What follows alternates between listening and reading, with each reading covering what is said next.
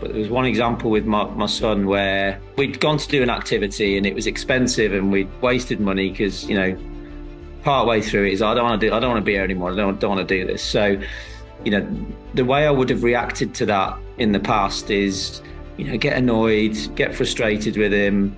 When we went back and hooked up with his mom, it would have been kind of like, oh, he's been a nightmare. He's done this, he's done that. I didn't want to do it. Waste of time, waste of money.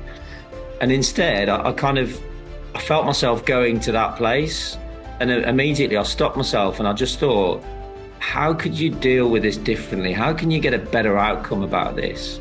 So I actually said to my son, walking back, I said, so what are we going to say to your mom when we get back? And he said, oh, we're going to tell her that, I didn't do very well. I didn't want to do it. And all this type of stuff. And I was like, is that what you want to tell her?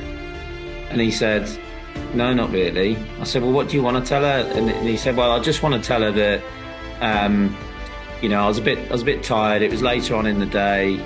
I perhaps wasn't as motivated as I should have been, and therefore I didn't quite enjoy it as much as I should, but it was all right. We had a good time. So I said, right, that's what we'll tell her.